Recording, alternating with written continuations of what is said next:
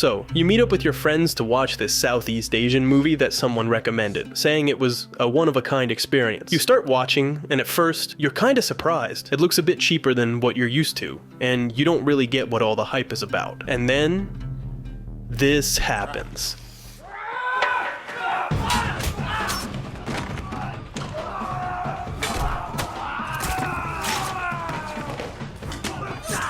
And in that moment, you realize you might never be able to watch another action movie again without comparing it to this one. But what exactly makes it so impressive? You see, I think determining whether an action scene is effective isn't always a purely rational process. For instance, one approach I like is as simple as asking whether it feels easy on the eyes or not. Take, for example, this sequence from The Raid.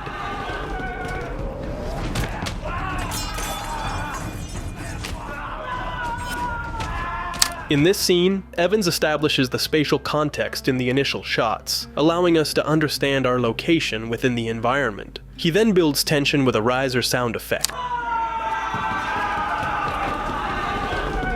followed by a couple of quick cuts as the fight begins, leading into the most engaging part of the choreography. And here, I want you to pay attention to where your eyes naturally go during the scene. First, there's a pronounced movement of the knife sliding, accompanied by the camera panning as the scene begins, guiding our gaze to the right. Immediately after, another strong movement occurs in the same direction, and then the action continues unfolding toward the right. Even when the camera shifts to the opposite side and cuts, instead of following the typical shot-reverse shot logic, where our perspective would usually change direction, like in conversations where we switch from one person's eyes to the other's, we still keep looking to the right, which ensures a smoother and more organized perception of the action. And this makes action scenes with numerous cuts easier to follow, preventing the need for your eyes to constantly dart from one area to another, which can be particularly exhausting in fast-cut sequences, like this one.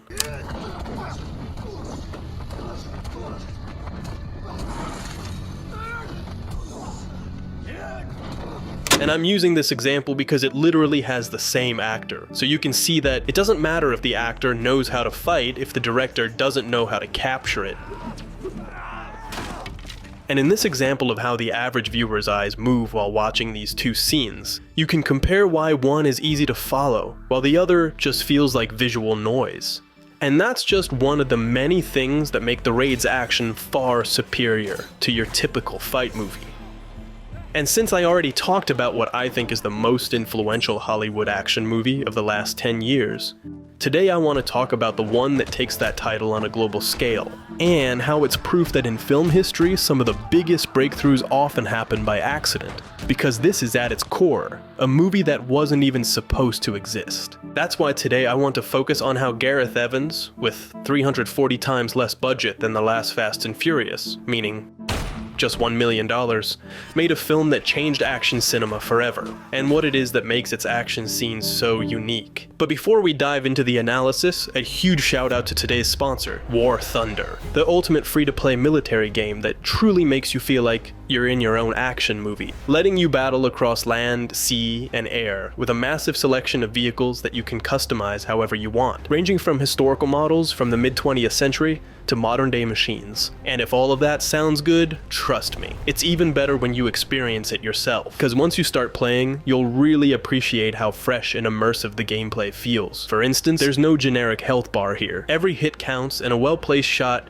can completely shift the battle. Combine that with realistic physics and improved graphics thanks to the new storm warning update, and you'll feel like you're right in the middle of the battlefield. Plus, the new update brings some awesome additions, including the Eurofighter Typhoon and Rafale jets, the M44 for ground combat, and an epic new map like Attica. So if that sounds like your kind of game, download War Thunder for free using the link below, whether on PC, PlayStation, or Xbox. And here's the cool part, all new players and anyone who hasn't played in the last 6 months get some special bonuses, including 100,000 Silver Lions, the exclusive Eagle of Valor decorator, and more. Plus, you can now try War Thunder Mobile for free on iOS or Android with the link in the description. Big thanks to War Thunder for sponsoring this video.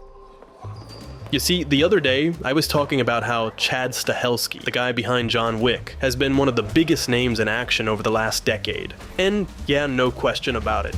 But it's also kinda unfair to overlook someone else who's just as big in action over the last 10 years.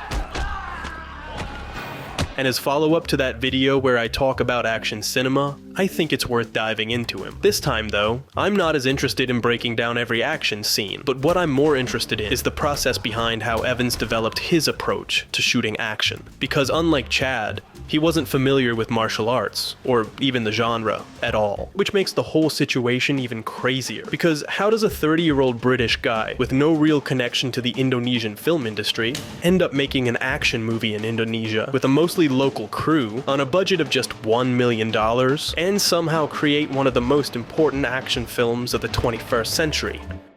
Well, I'm not the first person to wonder about that. You're a Welsh-born filmmaker making really cool Indonesian action films.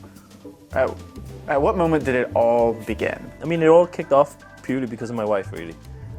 She arranged for me to do that documentary out in Indonesia, and it was all about silat. And that was kind of the first time I got introduced to the martial arts discipline from Indonesia. The thing is, this whole story starts with two big coincidences. The first one being Evans stumbling upon silat. And then suddenly I'm in this other country, learning a brand new martial art that I had not really properly seen before. And I just found it really visually interesting, I guess, in a way. And we met Iko through that documentary. And the second was him discovering Iko Uwais, a martial artist who had never acted in anything before, but who Evans saw potential in and decided should star in his movie. And we couldn't take our eyes off him. We just thought he had this screen presence about him. He gave me the script, like, Iko, you're the lead actor and you're the main actor. Oh, hold on.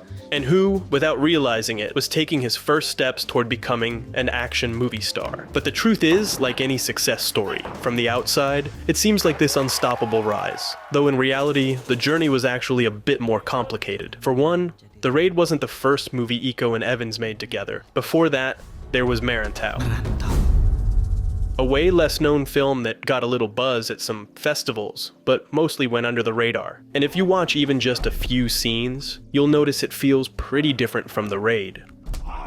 For starters, the story has a more adventurous and somewhat hopeful vibe. But what really stands out is how the action feels totally different. Something you can see in something as simple as how a character falls. Here, it's like this. While in The Raid, well, it straight up looks like a fatality. And you can see this search for innovation in how Evans blends multiple styles within the same film. At times, you get shaky cam fragments that feel straight out of a documentary. Moments that resemble a war film. Others that evoke horror cinema. And of course, plenty of classic martial arts sequences. Only this time, the camera takes on a much more active role in the fights.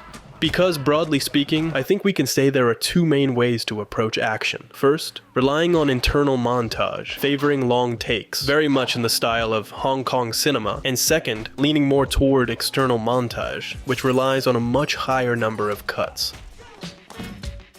And I think what makes The Raid so interesting is that it's one of the few films that finds a middle ground and makes it work so well. In that sense, it's really interesting to look at Gareth Evans' evolution as a filmmaker, because in a way, he had already mastered the first approach in Merantau, a film where the Jackie Chan influences couldn't be more obvious. And you'd think that a director who nailed choreography and long-take action sequences in his very first action film would want to double down on that in his next projects, since that's what is most highly praised. But what's remarkable about Evans is that he went in the opposite direction. Of course, part of that was due to budget constraints. I mean, The Raid barely had a few bucks to work with, and trying to pull off long takes in a brutal action style with limited resources isn't exactly the best idea, unless you want half your crew getting injured. But it was also a stylistic choice. Because if The Raid's aggressive and raw choreography had been shot in long takes, it might have felt too realistic, which could have undermined Evans' intention of portraying a more stylized, almost comic book-like violence. Something you can especially see in the second film with these two. I didn't want people to come away from it disturbed. I didn't want them to come away feeling repulsed by the violence. It can be entertaining without being harmful, you know? In a way, the quick cuts strip away some of that realism, making the action feel more playful and rhythmic instead. For instance, just take a look at this shot from Atomic Blonde, a really interesting case. It's a film that tries to build a tone very similar to John Wick, and some even say it's set in the same universe, since it was directed by one of the co-directors of the first John Wick movie. And everything about it is incredible, but there's still something that doesn't quite click for me.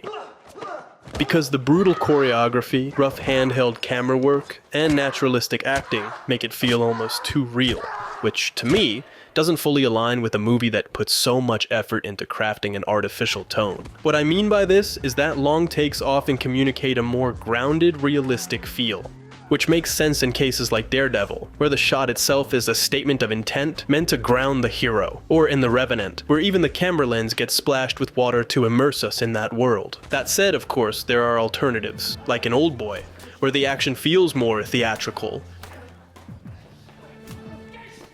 or in Barry, where the camera pulls so far back that the violence starts to feel almost absurd.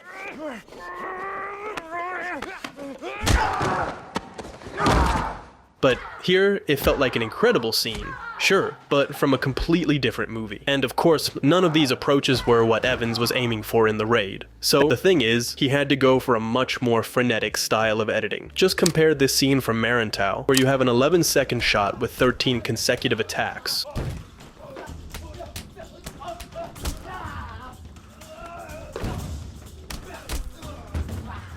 to this one from The Raid,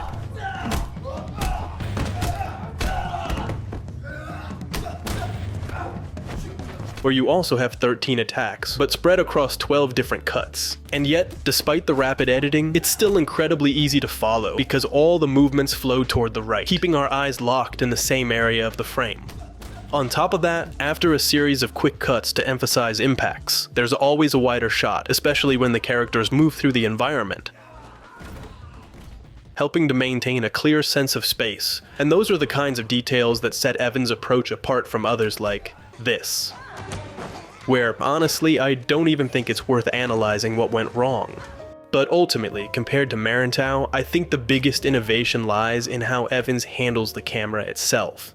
And I think many of these changes can be traced back to Gareth's approach to filmmaking, specifically his use of pre-visualization as a cornerstone of his process. We pre-design everything. For the first 3 months, it's just me, Iko, and Yayan. Yayan plays Mad Dog. And the three of us will kind of workshop together in one room. It's just us in an office space with a bunch of crash mats and then a handy cam. And so we'll design every single detail of the fights from beginning to end. We go back, we shoot again using a handy cam, but this time we shoot the entire thing shot for shot. And we actually make exactly as it would be in the final film. So we know every edit decision, we know every angle, we know every camera movement. You see, this is something that's widely used in action filmmaking, as well as in CGI-heavy movies.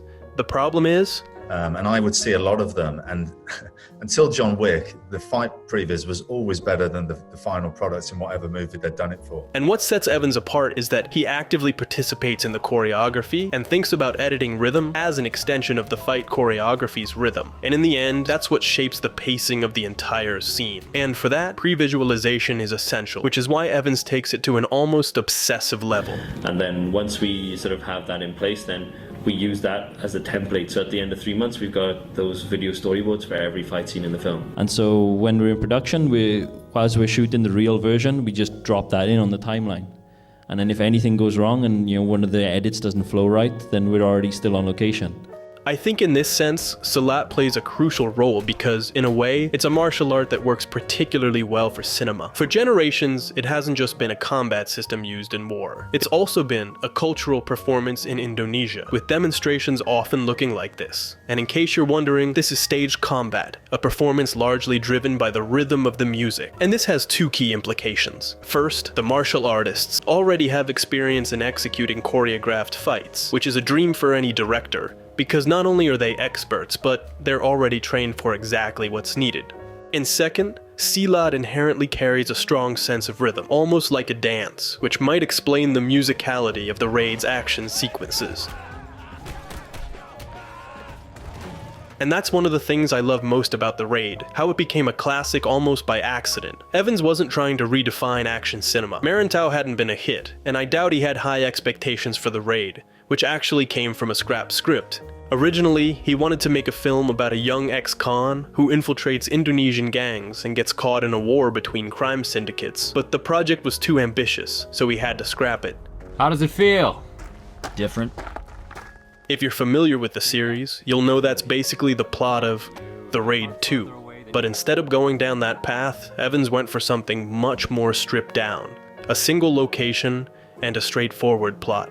And ironically, having such limited resources pushed his creativity to the max, forcing him to make every hallway and every room count. And I think this is one of those examples to look at when you need some inspiration, speaking as an aspiring filmmaker, because Evans may not be a martial artist like Chad Stahelski, but creativity is like a muscle. It works best when it's pushed to its limit.